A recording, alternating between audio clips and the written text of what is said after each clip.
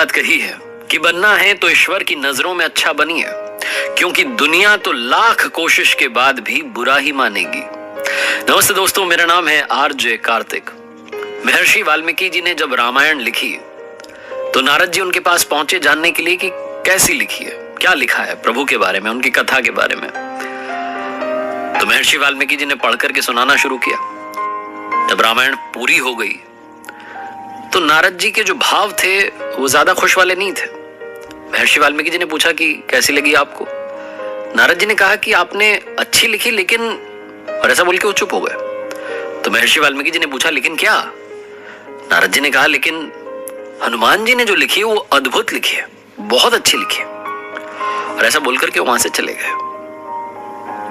वो चले गए, लेकिन ये जो विचार था, जो बात थी, महर्षि वाल्मीकि जी के दिमाग में बार बार घूमती रही।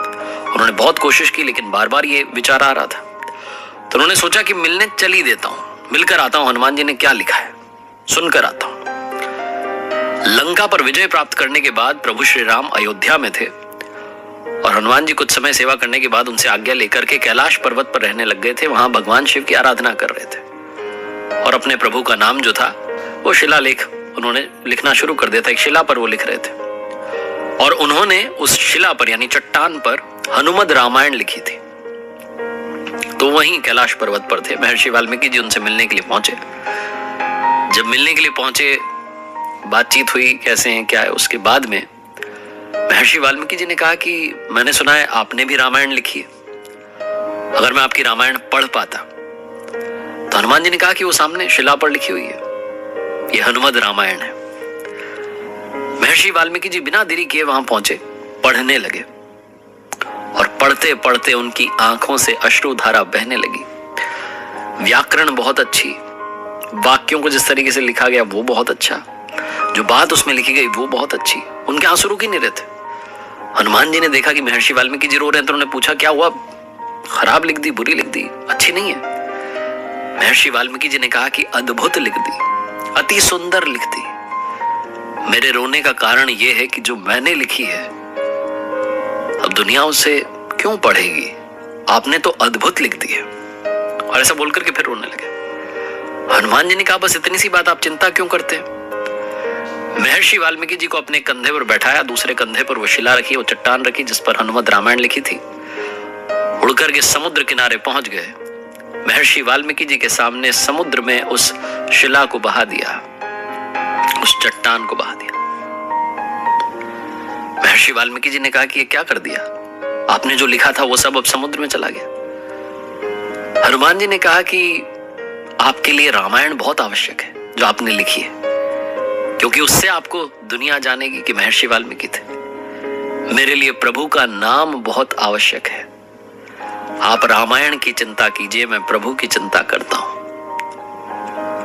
उस समय महर्षि वाल्मीकि जी को समझ में आया कि राम से बड़ा राम का नाम।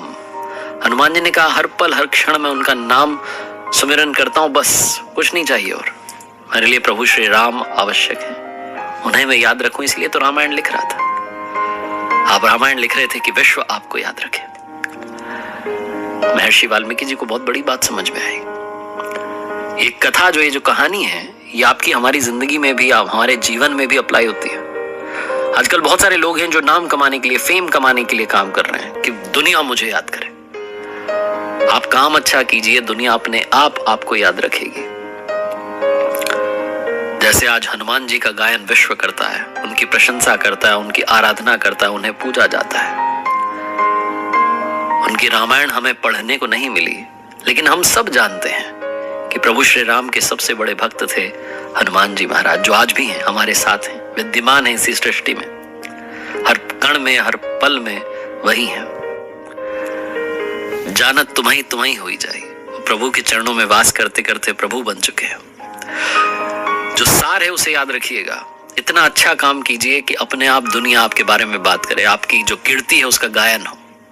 अपने काम पर फोकस कीजिए, फेम के पीछे मत भागिए, काम के पीछे भागिए। अपने वर्क पर डेडिकेशन के साथ बढ़ते रहिए। एक बार फिर से वही बात जो अक्सर आपसे कहता हूं, कर दिखाओ कुछ ऐसा कि दुनिया करना चाहे आपके जैसा।